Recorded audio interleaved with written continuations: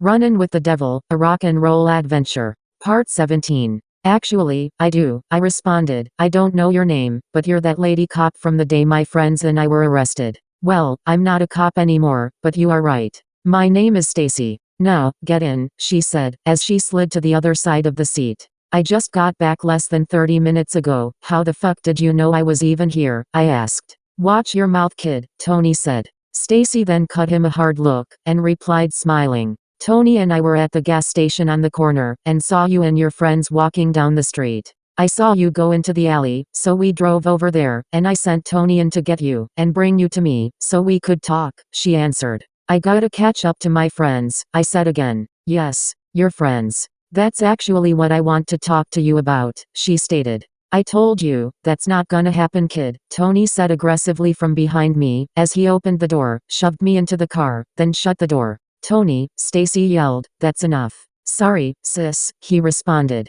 Wait, you two are brother and sister? I asked. Step-brother and sister, Stacy answered. It's a long story. Oh, why aren't you a cop anymore? I asked curiously. As we were talking, Tony walked around the front of the car, opened the driver's side door, got in, put his seatbelt on, started the car, and began to drive off down the road. Where are we going? I asked nervously. Relax. No one's gonna hurt you, she assured me, smiling once again. I began to nervously look out the windows, turning my head to look out each one. After a minute or so, Stacy said, okay, I'll tell you why I'm not a cop anymore, but then you have to answer all of my questions, truthfully. Deal? Please. God. Do not say that word. The last time I made one of those, I inadvertently sold my soul, and ended up in this mess. I replied. I know, right? She said. Sorry, bad choice of words. I just looked at her funny. She then rolled up her sleeve, and extended her right arm to me. Look at my arm, she said. I don't see anything, I stated. That's right. No one can see it. I keep forgetting about that, she replied. There's a number flashing on my arm. It's been there since the day I sold my soul. I think it's some kind of counter. The number decreases by 1 every day. Today, the number is 37. You sold your soul too? I asked. Yeah, but I didn't mean to, she answered. Yeah, I didn't mean to either. This old man, I started. The seeker, Stacy said, interrupting me. Yeah, I replied. That guy is creepy, she stated, and then continued. About 7 years ago, I was completely obsessed with the TV show Cagney and Lacey, ever since it first came on. Now, I had seen that show before. It really wasn't for me. It was more of a girl show. Anyway, she continued by saying, I was watching the latest episode one Monday night, and I just blurted out, without even thinking, I'd sell my soul to be a cop.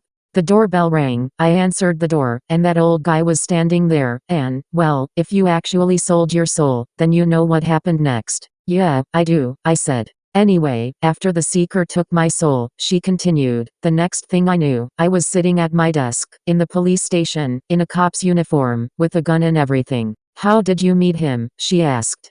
I met him in the bathroom at the mall, and sold my soul for rock and roll. The number on my arm is 1995. I said. Wow, she responded. Anyway, she continued, do you remember that guy in the other jail cell? She asked. Otis, I questioned. No. The other one, she replied. The limo driver, I asked. She just looked at me funny, probably wondering how I knew. Anyway, yeah, she said cautiously. Well, come to find out, he wasn't just a limo driver. He was, well, is, a lawyer, just moonlighted as a limo driver. You see, Reggie let him go, just after you all left, she started. How do you know? You left before we did, I said. I left my purse on the desk, so I went back to get it. I was walking into the station just as the 6 of you were turning the corner, she answered. Now, be quiet, and let me tell the story. I just sat there, looking at her. She cleared her throat, and then continued. He came up the stairs, screaming that he was going to sue the town, the entire police department, and anyone else he could think of, for wrongful imprisonment.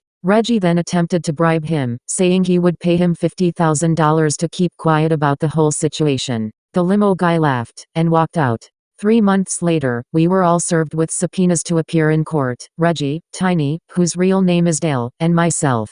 He sued the town for $10 million, and won, after the brick of cocaine that he was charged with possessing, miraculously disappeared out of the evidence locker. During the hearing, the attempted bride was mentioned, which, somehow or another, I never figured out how, but it sparked the interest of the IRS, wondering how Reggie had that much money laying around on a sheriff's salary. When the truth came out about his bribe-taking, the IRS, seized his house in town, his house in the Hamptons, his bank account, and all 4 of his cars. He's now serving 5 years in the state penitentiary for tax evasion. Tiny and I avoided a prison sentence because, although we knew about the bribe money he was taking, we took no money ourselves. We were fired by the town, in an attempt to save face. I really can't blame them. Shortly after, Tiny decided to follow his lifelong dream of being a ballet dancer, moved 2 states over, joined Weight Watchers, and enrolled in a dancing school. He calls me every now and then. And me. Well, I'm a security guard at the mall, so I guess I'm kind of still a cop, but not really. I stay with Tony and his wife, in a small studio apartment in their basement. The sheriff from the next town over, and his deputies, were given jurisdiction over this town, by the state, until we elect a new sheriff.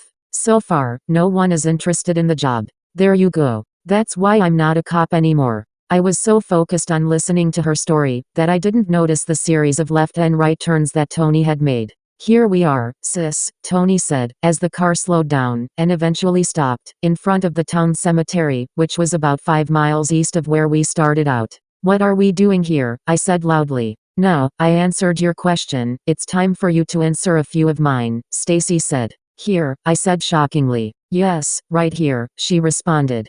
Tony then put the car in park, opened the driver's side door, leaving the car running, got out, walked around the back of the car, and opened the back passenger door, you know, the one I was sitting at. Come on kid, get out, he said, as Stacy opened her door, got out, walked around the back of the car as well, and stood behind Tony. Let's take a walk, Stacy said smiling. As I said before, she wasn't really my type, but she was cute. Anyway, that's when the nerd in me took over, and the thought of potentially being seen in public with a cute girl outweighed my better judgment. So, I got out of the car. Tony stepped back to let me out. Man, I could really use a cup of coffee right now, I stated. You drink coffee too? Stacy asked. Like a fish drinks water, I remarked. Watch your mouth kid, Tony yelled.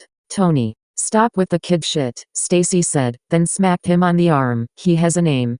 What is your name? She asked. I was torn between telling her my real name, and telling her my stage name, so I just told her, Mike, my name is Mike. Nice to meet you, Mike, Stacy said smiling. Do you want a coffee? She asked. No, I hadn't had any coffee since I was in the limo, right before we entered the trees. I'll buy, you fly, I said to Tony. What? He replied confused. I'll pay for it, if you'll go get it, I said, as I reached in my right front pocket, pulled out the roll of money, and handed him a $100 bill. Holy cannoli. That's a lot of money, Tony said surprisingly. I didn't say anything in response, just shoved the money back in my pocket. I started to say, I want, but caught myself, they didn't need to know about my gift. So, I said, I'll take a large coffee with cream and sugar, and whatever you two want. A medium black with sugar, Stacy said. Run back to that coffee shop on the next street over from where we picked him up.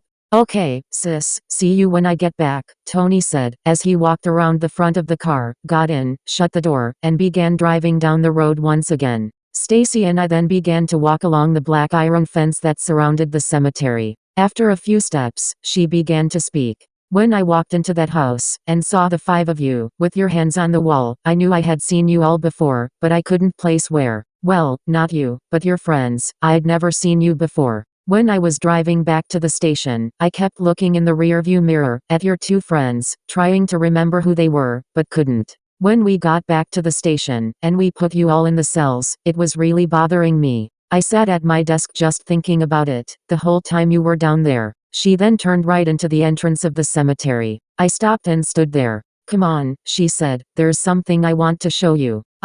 Cemeteries really creep me out. I don't know, I replied. Are you kidding? She said, cemeteries are cool. Sometimes, I like to walk around them, and look at the dates on the tombstones, it's really interesting. Now, come on, and waved her hand for me to come with her. Don't worry, she said jokingly, I'll protect you. I just stood there, thinking to myself, okay, a cute girl just asked me to walk with her through a cemetery that creeps me out. What do I do? Nerd mode. 2. Better judgment. 0. I walked into the cemetery. Stacy smiled again, and grabbed hold of my hand. Her hand was soft and warm. I was in nerd heaven. As we walked hand in hand, swinging them slightly back and forth, she continued, when that creepy guy walked in, out of the blue, and slammed $100,000, at least that's what he said it was, on Reggie's desk. In exchange for the release of the 5 of you, I knew something weird was going on. When you all were released and came up to the station, I took a good look at your friends.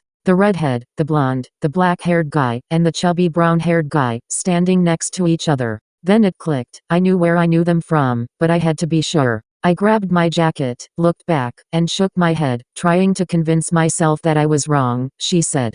Her grip on my hand then got a little tighter. As we continued to walk, she continued by saying, I went home, found the video cassette that I used to record some show on TV, put it in my VCR, and rewound it. You see, I always set my VCR to record 30 minutes before a program, and 30 minutes after, in case the show started early, or ran late, she said. I do the same thing, I stated. Well, right before my show started, the news was on. For some unknown reason, I decided to watch the news before my show. They told the story of an accident involving 4 teenage boys, gave their names, and showed a picture of each one of them. A redhead, a blonde, a black-haired guy, and a chubby brown-haired guy, she said with slight aggressiveness in her voice. She suddenly stopped walking, and squeezed my hand extremely tight. It was the same 4 guys that I saw, with you, in the house, and the police station, 3 days after they died, and were buried here, she said loudly, almost yelling, as she pointed to the ground. I looked down to see the names of my dead bandmates on the headstones. The town had the graves put back together, and told everyone that they were vandalized and dug up. But they were not dug up, not at all, they burst upward from underneath the ground. We did an investigation, even the greenest rookie cop would have known that. How is that even possible? How are your friends dead, and still walking around? Who was that guy at the station? Where did you go for a year and a half? Tell me, she screamed. She then grabbed me by the collar of my shirt, and pulled me to her. She stood on her tiptoes, and looked at me, face to face. Now, for a girl as petite as she was incredibly strong. She screamed, tell me, now, directly in my face. Note to self, cute girls are fucking crazy, I thought. Whoa, I'll tell you, I said nervously. Why is it so important to you? I asked. Because she started to say. Hey, sis, I'm back. I got your coffee, and his too, Tony yelled from the road. Stacy let go of my collar, brushed off my shirt, and said smiling like a Cheshire cat, this conversation is not over. She then took 2 steps back, turned around, extended her hand, and said smiling, come on, silly. Coffee's waiting. I nervously extended my hand to meet hers, she grabbed it tightly, and proceeded to practically drag me to the car. Here you go, kid. Mike, Tony said, handing me my coffee. And here's yours, sis, he said. Thanks, we both said in unison, then stared at each other. Where's my change? I asked Tony. Tony then reached in his right front pocket, pulled out the bills, and the change, at the same time. The change fell from his hand, and hit the ground, along with a very small plastic bag, like a Ziploc bag. Tony set his coffee down on the ground, quickly picked up the bag, and put it back in his pocket. In retrospect, I should have thrown the coffee away, took off running, and hoped for the best. But I was scared, and wasn't thinking straight. Anyway, Tony picked up his coffee, with his right hand, handed me the bills with his left hand, then bent down, picked up the change and handed it to me as well. I put it back in my pocket. Stacy then smiled, tilted her head to the side, and said, let's get in the car, okay, like a demented valley girl. I love that movie, but you don't really care. Anyway, Tony opened the door for Stacy, who got in, and slid to the other side. She tapped the seat where I would be sitting, with her hand, and said, smiling that cat-like smile, have a seat. I reluctantly got in. Tony shut the door, walked around and got in the driver's seat. I then took a huge drink of my coffee, hoping it would calm my nerves, and it did, just not how you think. I finished my drink, and began to speak. Why is it? I started to say. My head began spinning, my vision became blurry. Slow impobint, I said, slurring my words. My head then fell against the side window, as I heard Stacy say, Tony, take me home. And right before I passed out, I thought, not again.